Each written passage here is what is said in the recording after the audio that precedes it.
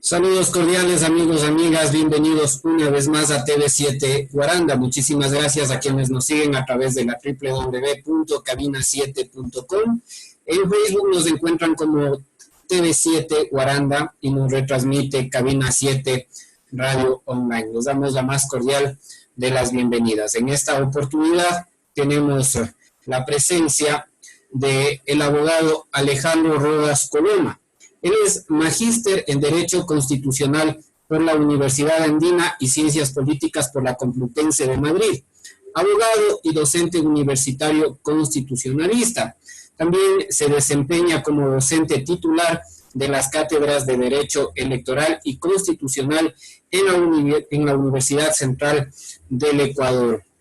Abogado Alejandro, ¿cómo está? Bienvenido. Muy buenas tardes, querido David. Un abrazo fraterno para nuestros amigos guarandeños, para la provincia de Bolívar. Pues realmente se constituye un privilegio poder dirigirme ante ustedes y compartir las ideas que sean propias de esta entrevista. Muy buenas tardes. Muchas gracias, el gusto, el privilegio para nosotros. Abogado, un análisis de lo que está sucediendo actualmente con la política que está implementando el presidente Lenín Moreno, sobre todo en el tema constitucional. Las medidas adoptadas por el gobierno nacional en cuanto a lo que es el derecho laboral, lejos de ser beneficiosas, son regresivas.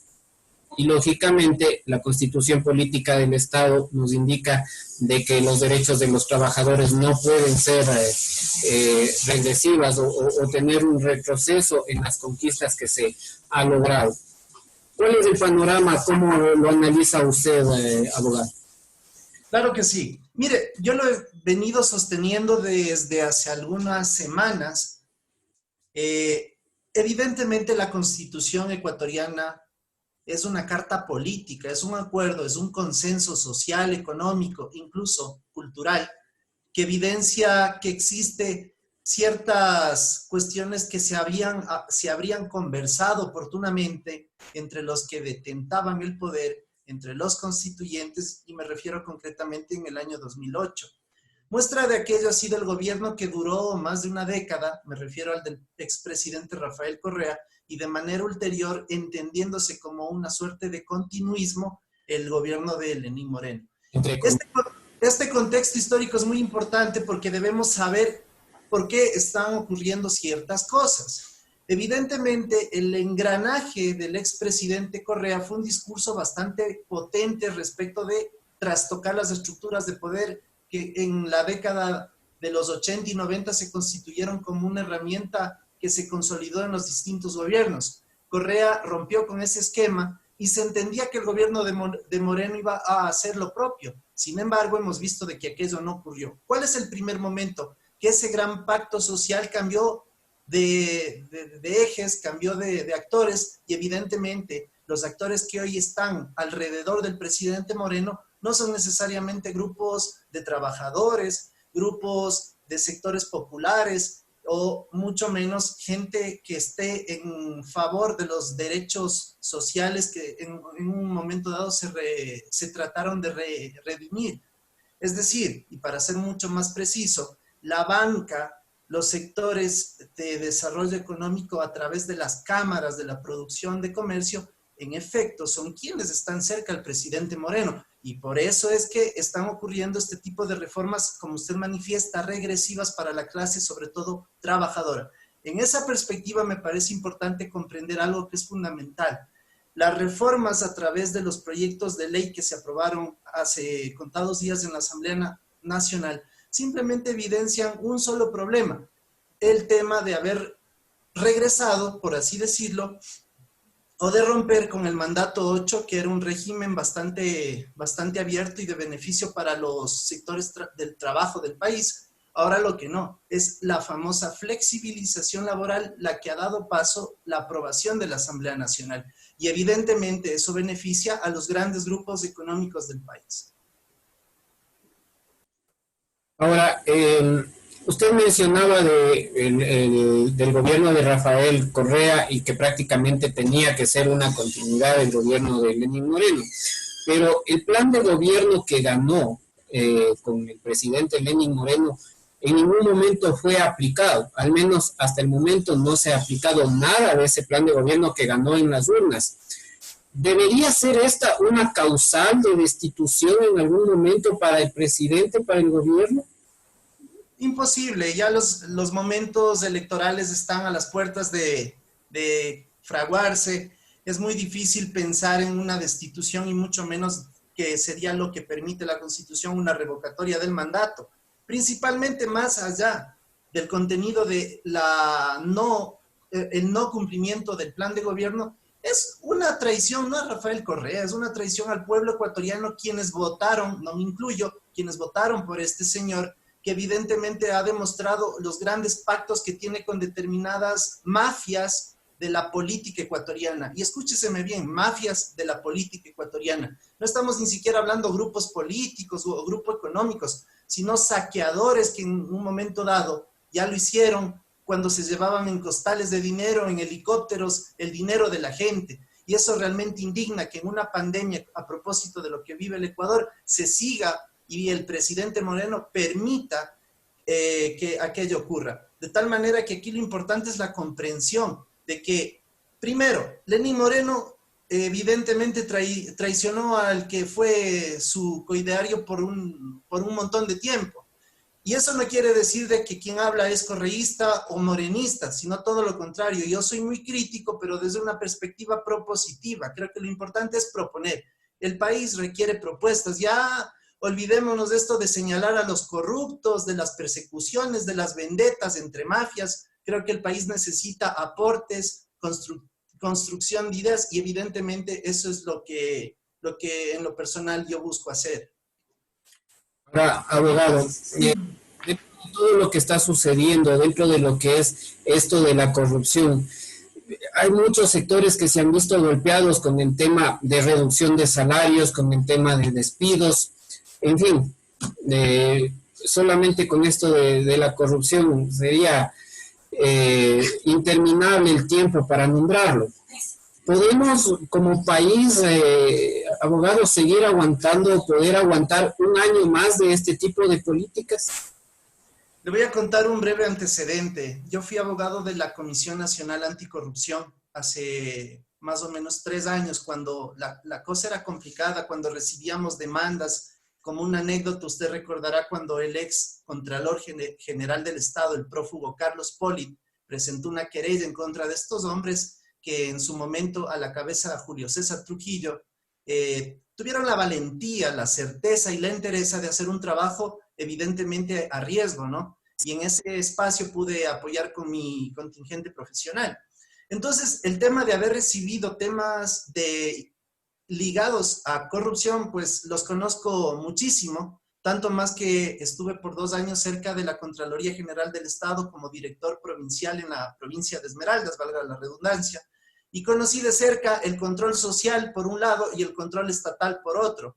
Y en ambos segmentos existe corrupción. Es impresionante las denuncias de corrupción. Ahora, existe grupos sociales como el que me acabo de referir, existen personajes periodísticos, existen personas, es más, se acaba de eliminar hace horas la Secretaría de Anticorrupción, que evidentemente no sirvió para nada, más bien entorpecía los procesos jurisdiccionales, la investigación propia de Fiscalía General, y además una comisión que ya casi nadie habla porque se cae el tema es una vergüenza nacional, una comisión internacional justamente para que investigue hechos de corrupción que no hicieron absolutamente nada y que con bombos y platillos se lo recibió. Y todo esto le cuesta al país, nadie dice cuánto. Ese es el gran problema. Y adicional también veo, y creo que esa es parte de la crítica, que la Comisión Nacional Anticorrupción hoy por hoy parece que perdió la brújula, parece que perdió el norte. ¿Por qué le digo esto? Porque tampoco puede señalar a todos los constructores del país o a todos los proveedores del país de insumos médicos, etcétera, como que todos fueran corruptos. Es decir, disparar a quemarropa absolutamente todos, cuando aquello ya no es un tema que deba ocurrir. En la Comisión Anticorrupción ya no hay investigadores. Ojo con lo que yo estoy refiriendo.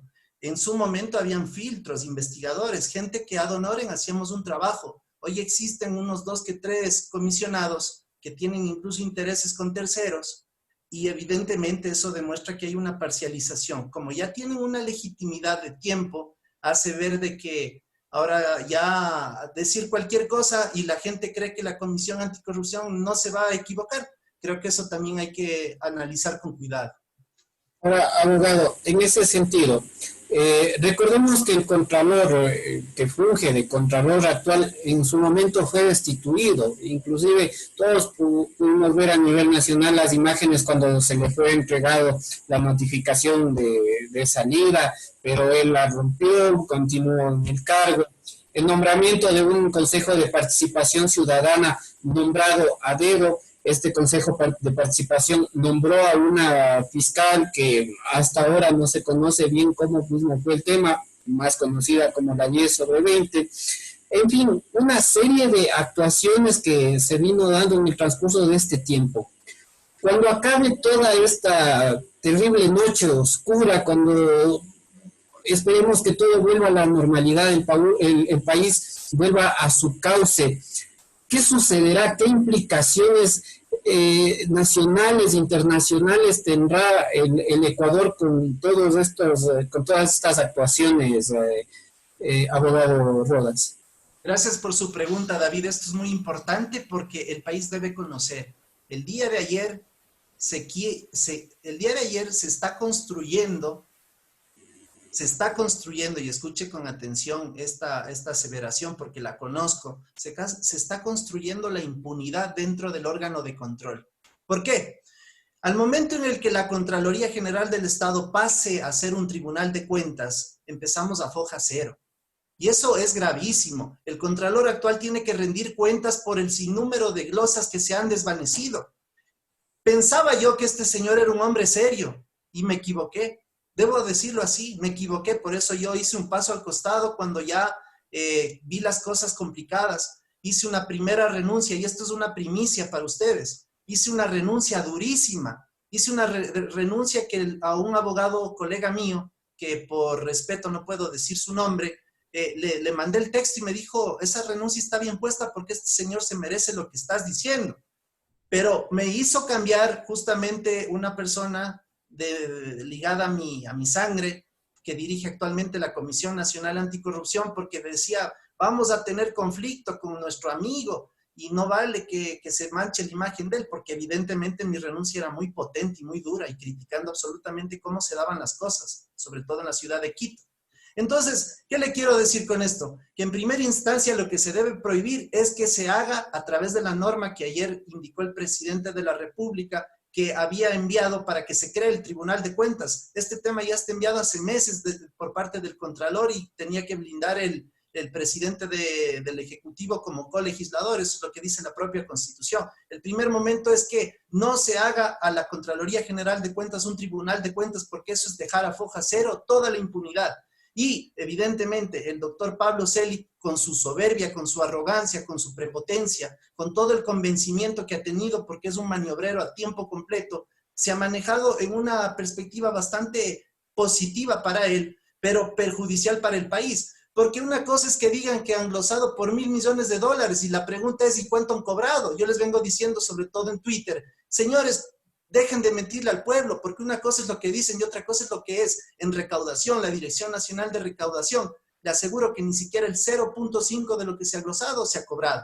Ese es un momento muy importante que nosotros debemos entender. El segundo, la Asamblea Nacional, la del 2021, no esta, porque esta no sirve para nada. La Asamblea Nacional, la que venga, tiene que tener la entereza de destituir a todos los que fueron nombrados a dedo, porque fue peor el remedio que la enfermedad. Y me lo atrevo a decir con mucha vergüenza ajena incluso porque fui parte de este proceso de recomposición, pero que siguieron las mismas mañas de la década anterior, porque también hubo un Polit, ahora hay un Celi. Entonces, el tema de fondo es que habrá que juzgar políticamente desde la Asamblea del 21 a todos estos actores si en efecto han cumplido con sus deberes y mandatos constitucionales. En el caso del ente de control, yo lo digo abiertamente, no existe la transparencia que se dice desde el discurso y mucho menos la realidad de lo que se amonesta civil e incluso administrativamente a las autoridades, porque finalmente en el camino, en las instancias administrativas, los temas se van cuajando y congelando y eliminando, se van negociando.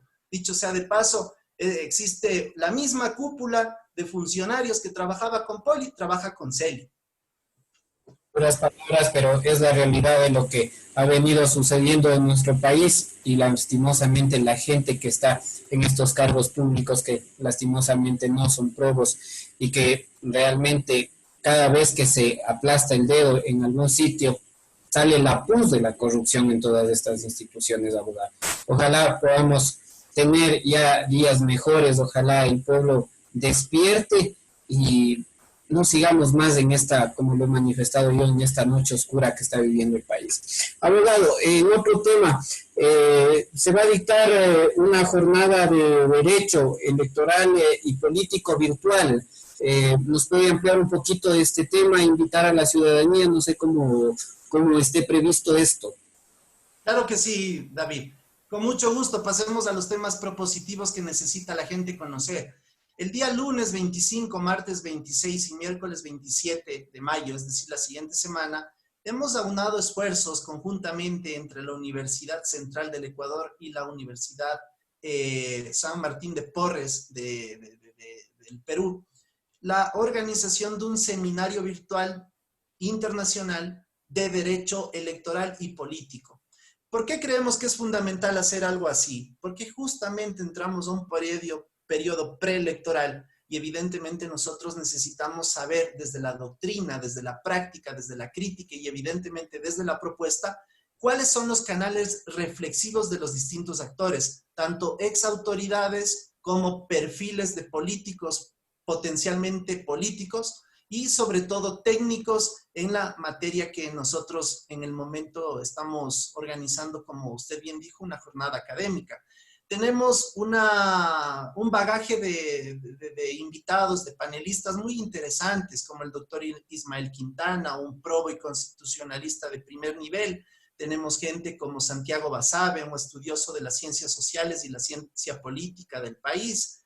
Tenemos a Amanda Páez Moreno, la ex jueza del Tribunal Contencioso Electoral, a la doctora Nubia Villasís, expresidenta del Consejo Nacional Electoral. Bueno, los nombres hablan por sí solos y con todo gusto yo le voy a hacer llegar la invitación. El tema de fondo aquí, ¿cuál es?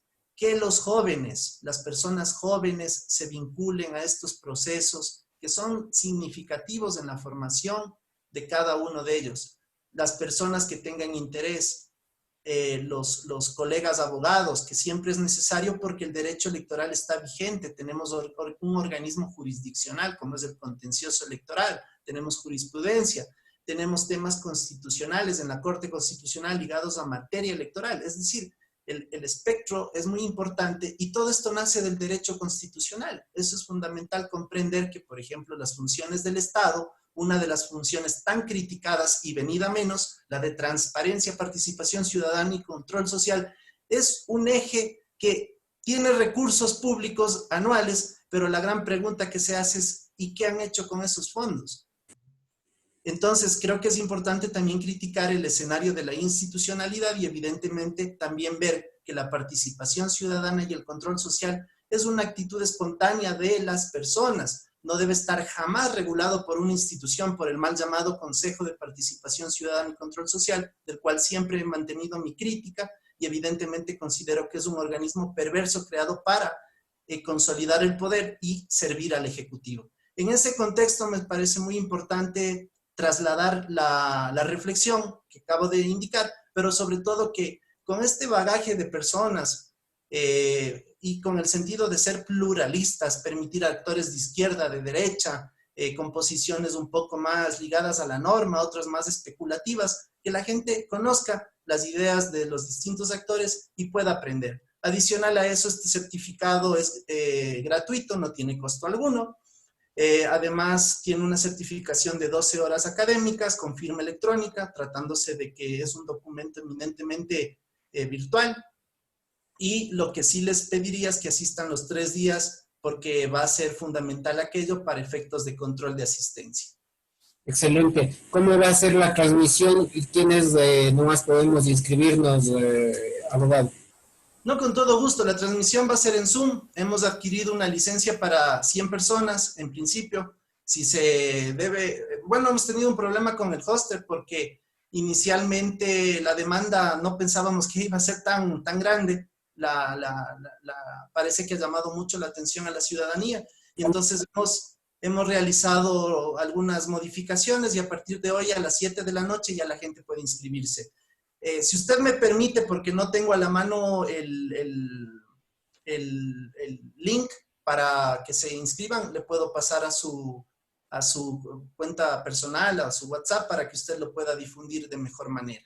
Sí, por favor, tenga la gentileza porque hemos podido observar, en este momento estoy leyendo las personas que van a participar, ustedes han nombrado algunos, como la doctora Nubia Villasís, vemos al magíster Walter Gómez, que fue ex consejero y destituido, ¿no?, del Consejo de Participación Ciudadana, Padre Bolívar Armijos, el magíster Alejandro Rodas, que es usted.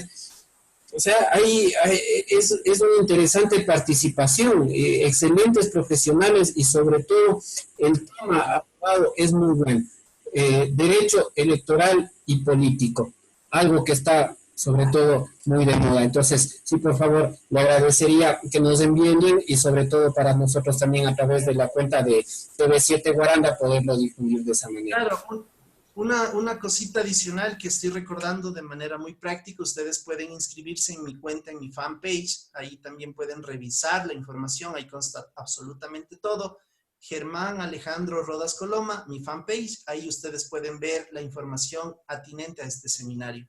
De antemano, yo le agradezco mucho a usted, David, por darme un espacio, por de manera categórica decir con argumentos, jamás con falacias, lo que está ocurriendo en el país, pero definitivamente lo importante es que las personas se den cuenta, abramos los ojos y sobre todo actuemos. Debemos perder el miedo, porque el miedo finalmente traslada a las personas a la pasividad y luego al conformismo. Y somos una sociedad, yo tuve en la universidad muchos amigos bolivarenses, aguerridos, personas de bien y sobre todo inconformes con el sistema. Yo hago la invitación a usted y a los compañeros y amigos guarandeños, bolivarenses, que tomen cartas en el asunto y desde sus espacios también hagan oír su voz, porque la inconformidad de este sistema es abierta, pero la gente no lo hace. Soy de los pocos que dice las cosas como son. Hay investigadores, periodistas que en las famosas listas chantajean, negocian con determinados actores, y usted sabrá a quiénes me refiero. Y finalmente, cuando ya las cosas se calman, se enriquecieron y tampoco es que son muy probos que se diga, ¿no? Ahora van a probar en las elecciones a ver cómo les va, probablemente les vaya bien, pero algo que es importante es no nos dejemos sorprender porque el tema de la corrupción debe ser un asunto hecho como cirujano. Tenemos que ser muy, muy, muy consecuentes con las cosas que hacemos y no tirar lodo con ventilador porque eso también hace daño en pleno momento que vivimos incluso una pandemia, genera mucho odio, genera mucha bronca y creo que nosotros debemos salir de esto con todas las ganas de trabajar y de hacer bien las cosas. Excelente, abogado. Le agradezco muchísimo y cualquier novedad, cualquier situación, como TV7 Guaranda también estamos a las órdenes para en otra oportunidad seguir conversando de estos temas álgidos para la nación. Y parece que se nos vienen días un poco difíciles, parece que va a haber paros, levantamientos, ya se anuncia también por parte de la CONAIE que va a haber movilizaciones, entonces hay que estar atentos, abogado. Hay una cosa que me permito decir porque en la vida deben existir pesos y contrapesos. Eso es fundamental. No todo es malo ni todo es bueno. La dirigencia sindicalista, por ejemplo, enquistada en determinados grupos y personas, también resulta ser un problema. Personas como este señor Mesías Tatamuez, y lo digo con nombre y apellido, viven desde que yo le conozco, yo tengo 36 años, desde que tengo uso de razón, este señor es dirigente sindical. Jamás le he escuchado hacer una propuesta sensata de beneficio para la colectividad. Existen también grupos de trabajadores que de alguna manera se han mal acostumbrado a tener este tipo de dirigentes y por otro lado, la falta de recambio generacional es una cosa muy importante en los partidos políticos, en los movimientos sociales y sobre todo ahora mismo hablando de los sindicatos, de los grupos como el food, las SEOs, entre otros, debe haber un recambio generacional. Es importante aquello y por eso vuelvo y repito, los jóvenes son quienes deben tomar las riendas y coger el bastón de mando, porque definitivamente este tipo de personas y de malos dirigentes solo buscan el caos, el anarquismo y definitivamente el país no puede seguir perdiendo más recursos económicos, recursos humanos y sobre todo el prestigio internacional que es tan importante, que nosotros, como somos vistos, es una manera bastante incómoda como han ocurrido las cosas en estos últimos periodos. Así es. Muchísimas gracias entonces al abogado Alejandro Ruedas Coloma. Por favor, ustedes estar atentos. Estaremos también publicando el link que nos va a enviar ya en pocos minutos el abogado para que puedan inscribirse a este seminario que está interesantísimo e importantísimo. Muchas gracias nuevamente a quienes nos siguen a través de la www.cabina7.com, en Facebook como TV7 Guaranda y la retransmisión a través de Cabina 7 Radio Online. Muchísimas gracias y hasta una próxima oportunidad.